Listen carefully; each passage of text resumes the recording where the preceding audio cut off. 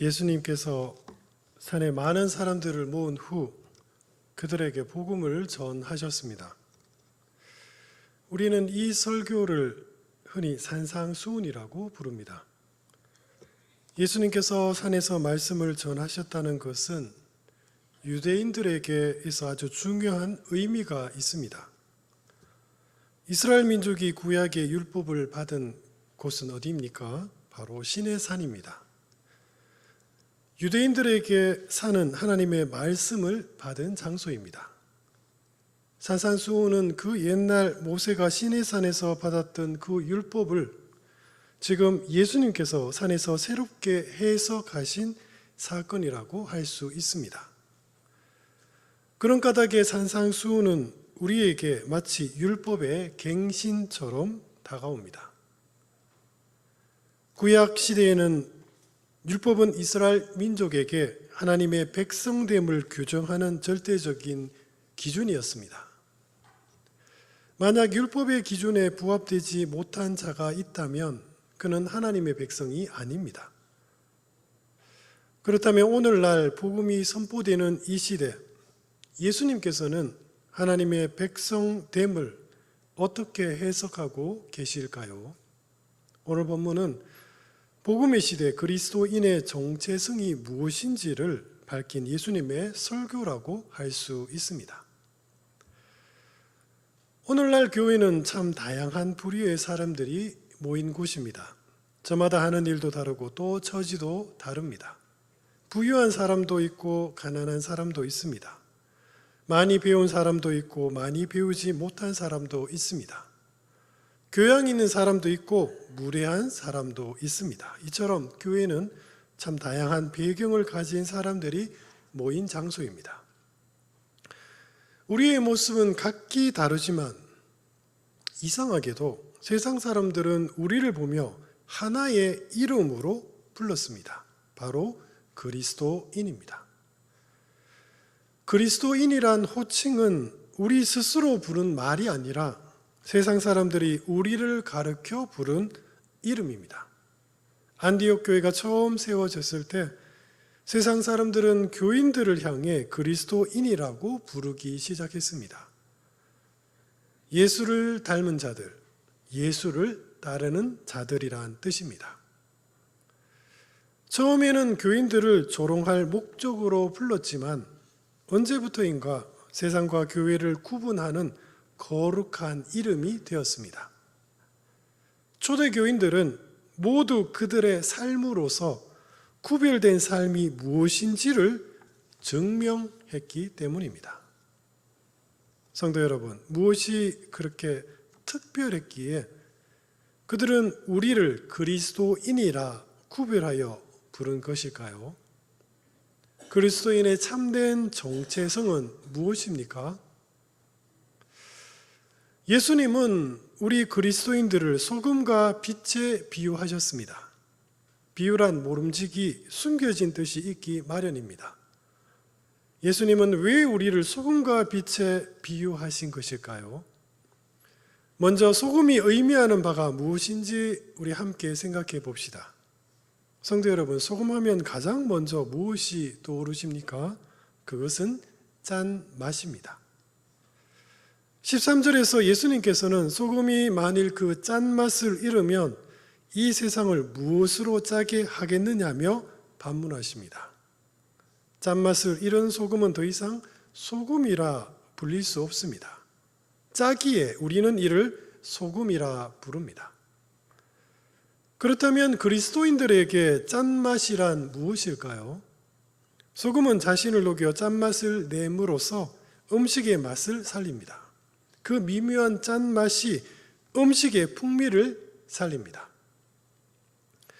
성도님들 대부분은 직장과 학교 등에서 세상 사람들과 함께 어울려 살아가고 있습니다. 그리스도인이 아닌 사람들과 함께 살아가는 우리들은 자칫 성도된 자신의 신분을 잊어버리기 쉽습니다. 모름지기 사람이란 어느 모임이나 단체에 몸을 담고 있으면 자신도 모르게 그 무리에 자연스럽게 동화되기 마련입니다. 그래서 직장에서 그들과 같은 말투와 제스처를 하고 또 교회에서는 그에 맞는 말투와 제스처를 합니다. 그러나 그것이 마냥 편하다고 하여 따라하다간 자칫 그리스도인으로서의 고유한 맛을 잊어버릴 수도 있습니다. 성도는 직장에서든 학교에서든 가정에서든 한결같이 그리스도인다운 짠맛을 유지해야 합니다. 그렇다고 하여 지금 제가 여러분에게 노골적으로 사람들에게 자신이 기독교인이라는 사실을 선전하라는 말은 아닙니다. 지나친 짠맛이 음식을 버리게 하듯 노골적인 드러냄은 사람들로 하여금 반감을 사게 할 뿐입니다. 지혜롭고 절제된 자기 표현이 절실합니다. 그렇다면 어떻게 해야 할까요? 어떤 한 교인이 직장에 다녔습니다. 그분은 조용한 성품 탓에 직장에서 특별히 교회와 신앙 이야기를 하지 않았습니다. 그런데 1년쯤 지날 무렵 회식 자리에서 직장 상사가 술에 취해 그분에 대해 다음과 같이 평하였습니다. 내가 교회는 안 다니지만 저 친구 말이면 다 믿겠어. 이것은 무엇을 말합니까? 그분은 직장 동료들에게 특별히 신앙에 대해 말한 적은 없었습니다. 그러나 직장 동료들은 그분이 기독교인이라는 사실을 이미 알고 있었고 또 그가 진짜 신앙인임을 인정하고 있었던 것입니다. 지금까지 직장 동료들은 그분의 은은한 그리스도인의 짠맛을 느끼고 있었습니다. 성도 여러분, 이것이 바로 그리스도인의 짠맛이 아니겠습니까? 세상 사람들이 오히려 그 맛을 먼저 느낍니다. 사도 바울은 그 맛을 그리스도인의 향기라고 부르기도 했습니다. 그런데 간혹 그리스도의 짠맛을 내기는커녕 쓴맛을 내는 분들이 들어 있습니다. 또 다른 한 교인이 제게 직장 상사에 대해 불만을 토로했습니다. 제가 들어봐도 그 상사는 정말 무례하고 이기적이며 욕심이 많은 사람이었습니다. 그래도 그분은 신앙인으로서 상사의 무례함을 기도하며 참았다고 합니다. 그런데 어떤 한 사실을 알고는 그만 감정이 폭발해 버렸습니다. 그 직장 상사가 어느 교회 권사님이라는 말을 들은 것입니다. 같은 교인으로서 어떻게 저리 무례하고 이기적이며 악독한지 눈물이 났다고 합니다. 성도 여러분, 그 직장 상사인 그분은 짠맛은커녕 쓴맛만 내고 있었던 것입니다. 그리스도인이라 자처하는 우리가 신앙의 짠맛을 잃는다면 어떻게 될까요? 세상 사람과 그리스도인이 구별되지 않는다면 어떻게 되겠습니까? 주님께서 말씀하십니다. 소금이 만일 그 맛을 잃으면 무엇으로 짜게 하리요? 후에는 아무 쓸데없어 다만 밖에 버려져 사람에게 밟힐 뿐이니라. 소금의 또 다른 이미지는 무엇입니까? 그것은 음식물이 썩지 않도록 보존해주는 방부제입니다. 예수님 당시에는 냉장 시설이 없었기에 물고기와 같은 음식물을 보존하기 위해서는 소금에 재워두는 것 말고는 별다른 방법이 없었습니다. 소금이 있어야만 물고기가 부패하는 것을 막을 수 있었습니다. 예수님께서 그리스도인들을 세상의 소금이라 부르신 것에는 이 세상이 지금 죄로 부패하고 있다는 것을 전제하고 하신 말씀입니다. 그러니까 예수님께서 성도들을 소금이라 부르신 이유는 죄로 썩고 있는 이 세상에서 성도들이 소금 같은 역할을 하길 바라시는 주님의 마음이 반영된 은유라 할 수 있습니다. 성도 여러분, 소돔과 고모라 이야기를 기억하십니까? 하나님께서 죄로 부패한 소돔과 고모라를 멸망시키기 위해 가던 도중 아브라함을 만났습니다. 하나님의 계획을 알게 된 아브라함은 주께서 의인을 악인과 함께 멸하려 하십니까? 라고 항변하며 두 도시의 멸망을 어떻게 해서든 막아보려고 하나님께 간청했습니다.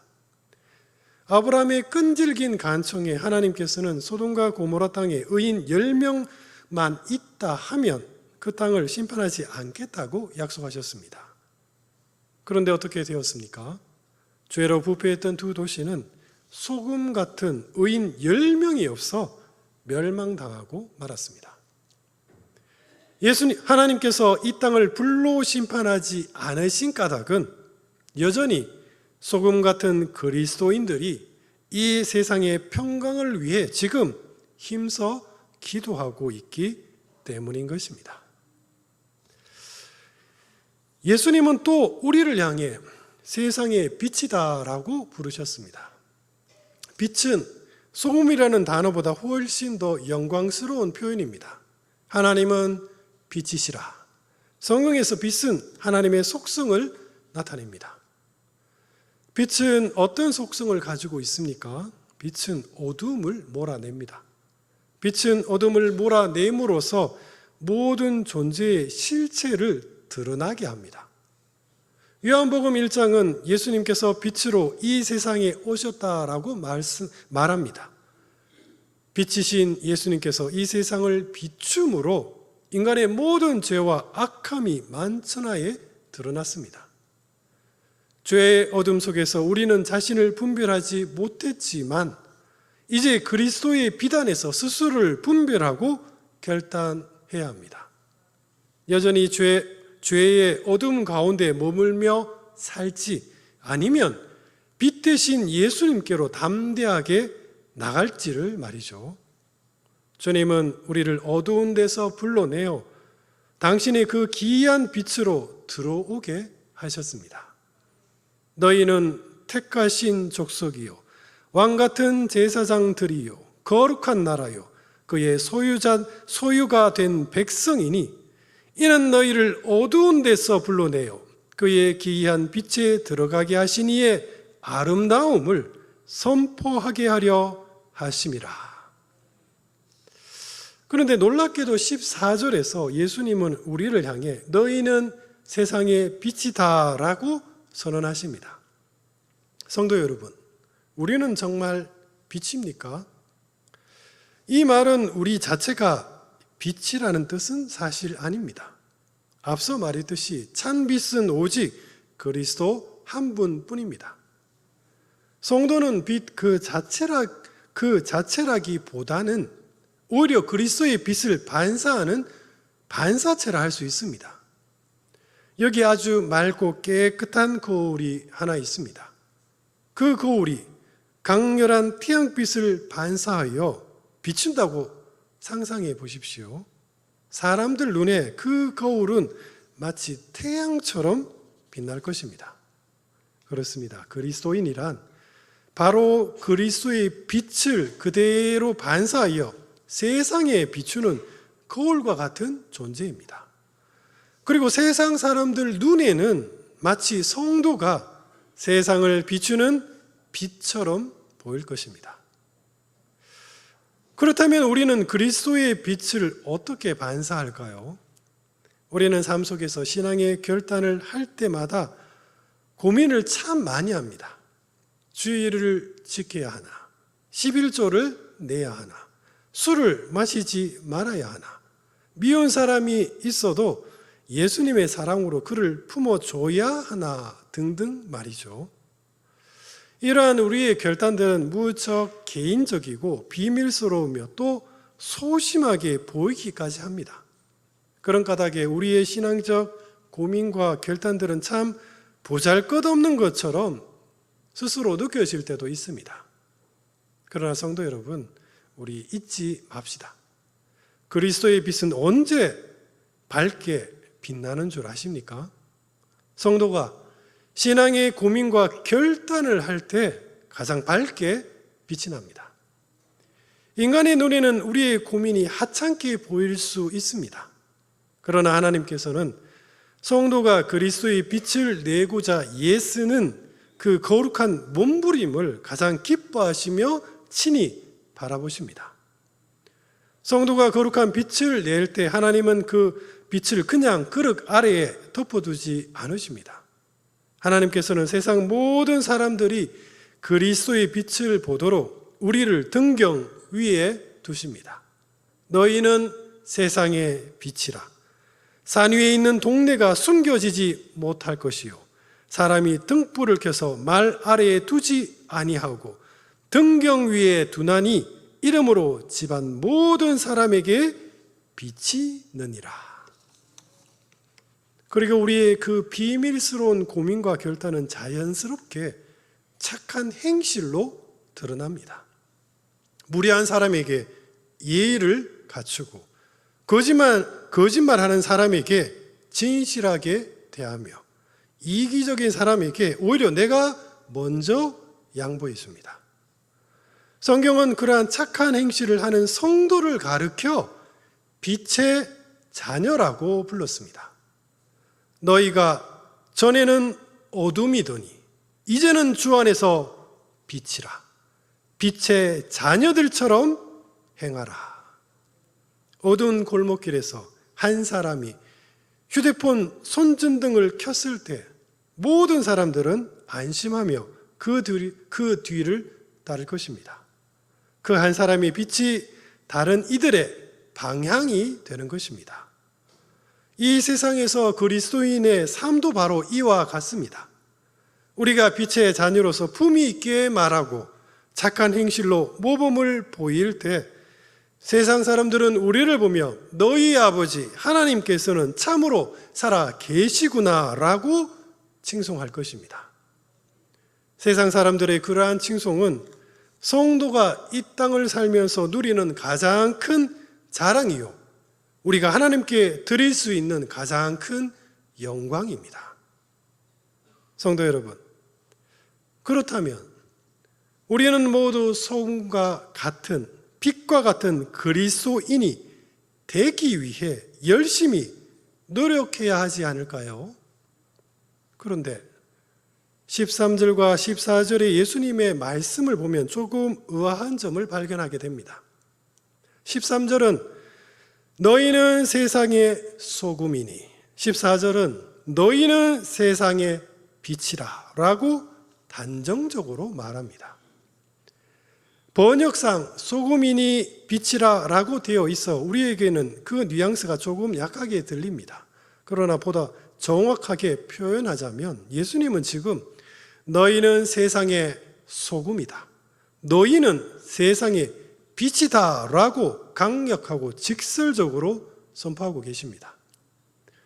예수님의 단호한 선포 앞에 듣는 우리는 사실 굉장히 쑥스러워집니다. 아니, 우리가 빛과 소금이라니요? 사실 성경은 늘 우리를 향해 너희는 죄인이다 라고 책망하지 않았습니까? 그런데 지금 무슨 바람이 불었는지 예수님께서는 우리가 민망할 정도로 너희는 소금과 빛 같은 고귀한 존재다 라고 부르고 계십니다. 차라리 너희는 소금 같은 존재가 되어라, 너희는 빛 같은 존재가 되어라 라고 명령하셨다면 우리는 바로 수긍할 수 있었을 것입니다. 그래, 지금 조금 부족하지만 열심히 노력해서 소금과 빛 같은 귀중한 사람이 되자라고 결심하지 않겠습니까? 그런데 예수님께서는 우리 그리스도인을 향해 소금이 되어라, 빛이 되어라 라고 말씀하지 않으셨습니다. 마치 시내산에서 율법을 선포하시듯이 위험 있는 목소리로 우리를 향해 너희는 세상의 소금이다, 너희는 세상의 빛이다 라고 선언하셨습니다. 에덴 동산에서 하나님은 아담에게 단 한 가지만을 바라셨습니다. 선악을 알게 하는 나무의 열매는 먹지 말라, 네가 먹는 날에는 반드시 죽으리라. 하나님께서는 아담이 하나님 말씀에 온전히 순종하기를 바라셨습니다. 그러나 불행히도 아담은 하나님께서 금한 선악과를 먹고 불순종의 죄를 짓고 말았습니다. 그 결과 인간은 죽음이라는 형벌을 피할 수 없게 되었습니다. 그러나 하나님께서는 죽음의 형벌 아래에 있는 우리를 불쌍히 여기셨습니다. 바로 이때 하나님의 독생자이신 예수님께서 아버지 하나님의 마음을 아셨습니다. 그리고 자신이 우리의 핏값을 대신 치르겠다고 본인이 스스로 나서셨습니다. 그렇게 주님께서는 우리의 죄를 대신 지시고 십자가에 달려 죽음이라는 형벌을 대신 치르셨습니다. 그러나 놀랍게도 예수님께서 이 땅에 오신 목적은 단지 인간의 죄값만을 치르기 위해 오신 것은 아닙니다. 예수님은 아담이 에덴 동산에서 실패했던 완전한 순종 또한 함께 이루고자 친히 오신 것입니다. 아버지여, 만일 아버지의 뜻이거든 이 잔을 내게서 옮기시옵소서. 그러나 내 원대로 마시옵고 아버지의 원대로 되기를 원하나이다. 예수님의 구속사역은 철저한 순종의 삶이셨습니다. 우리의 조상 아담은 순종의 삶을 실패했습니다. 그러나 우리의 머리 대신 예수님은 아담이 실패했던 그 순종을 십자가에서 완전하게 성취하셨습니다. 그렇습니다. 예수님의 십자가 사건은 우리의 죄값을 대신 치룬 사건인 동시에 하나님께서 인간에게 요구하신 완전한 순종 또한 주님이 대신 성취하신 사건입니다. 전에는 아담의 죄로 말미암아 하나님께서는 우리를 향해 너희는 죄인이요 불순종한 자들이라고 정죄하셨습니다.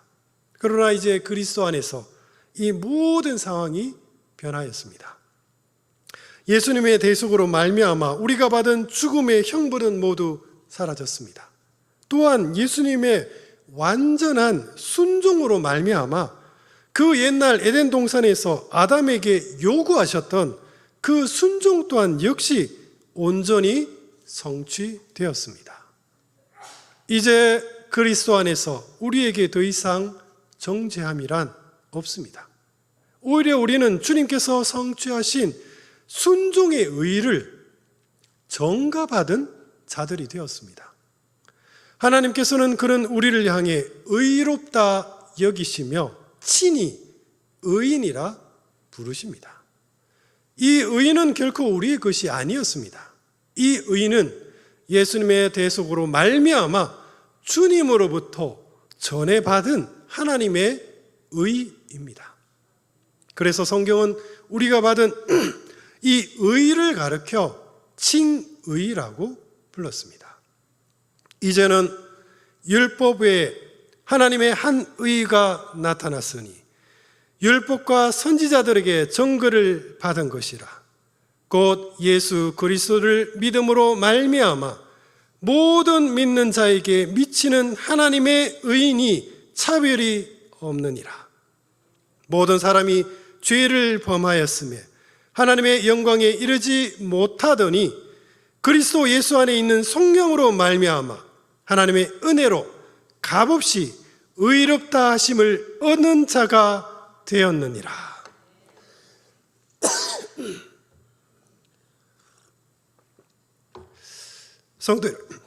성도 여러분, 믿음이란 무엇일까요? 자기 소원 성취를 위한 열심입니까? 아니면 자기 확신의 강도입니까? 믿음은 그런 것이 아닙니다. 믿음이란 죄인인 우리를 향한 하나님의 그 사랑을 내가 인정하고 받아들이는 것, 그것이 바로 믿음입니다. 성도 여러분, 우리는 이 진리를 믿습니까? 이 진리를 인정하고 받아들이십니까? 이 진리를 믿는 그 고백으로 말미암아 비로소 우리는 모두 예수님과 상관 있는 자들이 되었습니다. 나아가 그 고백이 나의 삶이 되매 우리는 하나님과 다시 화목한 자가 되었습니다. 바로 그런 우리를 향해 하나님께서 선언하십니다. 너희는 의인이다. 예수님은 하나님으로부터 의롭다 칭함을 받은 우리를 향해 다시금 말씀하십니다. 너희는 세상의 빛과 소금이다. 그렇습니다. 지금 예수님께서는 대속의 은혜를 전제하시며 거룩한 성도의 신분을 예언적으로 확증하셨습니다. 하나님의 산에서 예수님께서는 오늘날 모든 교회를 향해 너희가 바로 빛과 소금 같은 그리스도인이다라고 선언하셨습니다. 말씀을 맺겠습니다. 첫째, 우리 모두 그리스도인의 짠맛을 내는 거룩한 삶을 우리 실천합시다.